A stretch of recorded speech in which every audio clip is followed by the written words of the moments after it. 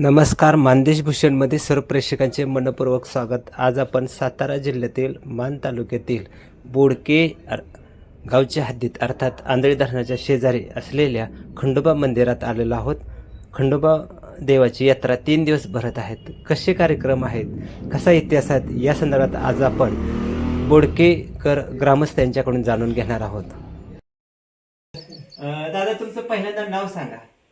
माझे नाव सावळाराम बाबा जाधव. बर. मी या पडक्याचा रहिवासी असल्यामुळे सगळी देवाची भक्ती ती सगळी मीच करतो. आणि याचा पूर्वीचा जे इतिहास आहे याचा की वाडवंडापासून ही आता सध्याची आमची 11वी पिढी चालू आहे. पण याच्या अगोदरची काय 3 पिढ्याच्या पूर्वीच ची काय हिने काय उद्धार कुठलाही काय केलेलं नव्हतं. तर आमची जी भविष्यात जी आम्ही आता आलो, माझं वय 65 वर्षाचं आहे. या 65 वर्षाच्या कारकिर्दीमध्ये या भगवंताची सेवा करीत करीत आजपर्यंत ही सगळं स्टेप आम्ही आणलेलं आहे. अशी ही सगळी देवाची श्रद्धा आहे, सगळं आहे. तर ही भक्ती द्वारा भगवंत ती आलेला आणि तिची आपली सगळी सेवा करतो, सगळं करतो. बर. आता तुम्ही बोलताना सगळं सांगितलेलं आहे. म्हणजे आज जवळजवळ तुमचं 65 वय आहे आणि 65 वर्षापूर्वी म्हणजे हे मंदिर आपलं आहे का त्याच्या अगोदर? त्याच्या अगोदर काही नव्हतं इथं. नुसती पाऊक आपल्या देवाने पूर्वी ठेवलेलं इथं झाडाखाली. आपला हा खंडोबा देऊन जेजुरीचं ठाण इथं आहे. म्हणजे आमच्याच कारकिर्दीमध्ये आम्ही सगळं स्थापन सगळं करून यात्रा कार्यक्रम, यात्रा, मंदिर परिसर आणि हे सगळं तुम्ही केलेलं आहे. किती वर्षापासून करताय साधारण मी 10-11 वर्षापासून देवाची सेवा करते. 11 वर्षाचा वय झाल्यापासून देवाची सेवा करते. ते आज 65 वर्षापर्यंतच्या तागाच्या कारकिर्दीत या स्टेपला आम्ही अखंडपणे चालाय. आपली यात्रा किती वर्षापासून भरती? यात्रा ही 10वं वर्ष आहे. 10वं वर्ष. 10वं वर्ष. बरं. म्हणजे पहिली यात्रा कशी केली तुम्ही? म्हणजे कसं होतं, म्हणजे पहिल्या वर्षाचं नियोजन करताना कसं आहे? थोडंफार इकडे तिकडे होऊन आम्ही कार्यक्रम ठेवलं असं, थोडंफार जागरण पार्टी ठेवली किंवा आदल्या दिवशी बकऱ्या दिवशी काय केलं, भैरवनाथाने निमित्त पिक्चरचा कार्यक्रम ठेवतो. असे पहिल्या वर्षाचं तुमचं यात्रेचं स्वरूप आलं. जसं जसं भगवंतानं ताकद देत देत पुढे जसं गेलं तसं तसं आम्ही सगळे मोठे मोठे कार्यक्रम सगळं योगदान सगळं मंदिर सुद्धा तुम्ही चांगले बांधलेलं आहे आता.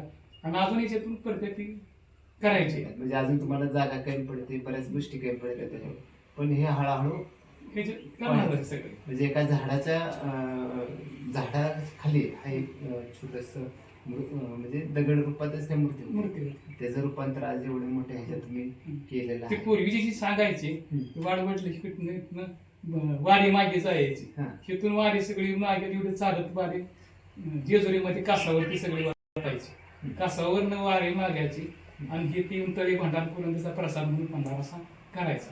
आता हे भंडारा करीत करीत त्यांना ती देव प्रसन्न झाला आणि त्यांनी ही मूर्ती जात आहे ही वट्यात आणली. वट्यात आणली हे झाडाखाली ठेवली. सगळ्यांना सांगतो बाबा आपला हा देव आहे, त्या देवाची सेवा करतो. ही देव करीत करीत करीत करीत करीत त्याचं ते काळ उदयाला आला आणि ते उदयाच्या नंतर जे सगळी परगट सगळं केली आणि सगळ्यांना कळालं की बाबा इथं भगवंत आहे. सगळ्यांना कळलं आणि आपलं ज्याला कळलं त्यांनी भरपूर घेतलं, सगळं सुद्धा होणार आहे. धन्यवाद. नाव सांगा तुमचं आता? माझं नाव आनंद जाधव. आनंदराव, आपण सगळे त्या सांगितलेलं आहे, पूर्णपणे तुम्ही ऐकलेलं आहे. आपली यात्रा कुठल्या दिवशी भरत आहे, किती दिवसाची यात्रा आहे सांगा, आणि कार्यक्रम कुठले आहे? त्या यात्रेचा पहिला दिवस कुठला आहे ते सांगा. आपली यात्रा 3 दिवस आहे.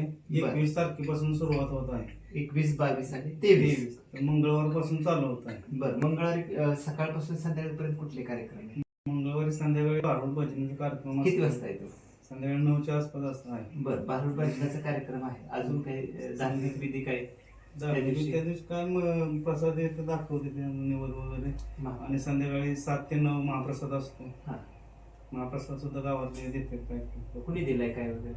आता गावाचे सरपंच शशिकांत जाधव, गणेश जाधव, सागर जाधव, प्रवीण जाधव यांनी महाप्रसाद दिलेला आहे पहिल्या दिवसात. आणि भारुडी भजन बरोबर असा हा पहिल्या दिवसाचा कार्यक्रम. आता सांगा 22 तारखेला बुधवार येतो. 22 तारखेला सकाळी काय कार्यक्रम? 22 तारखेला सकाळी 11 वाजता खंडोबा मूर्तीची अभिषेक सोहळा होतो.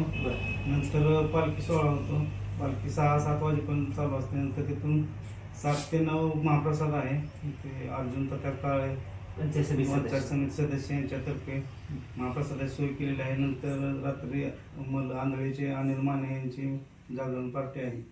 असा हा त्या दिवशीचा त्या दिवशीचा कार्यक्रम. कार्यक्रम आहे 22 तारखेला. आणि 23ला 23 तारखेला आपले बकऱ्याचा कार्यक्रम असतो. सकाळी 11 वाजता वगैरे. सगळे येतात.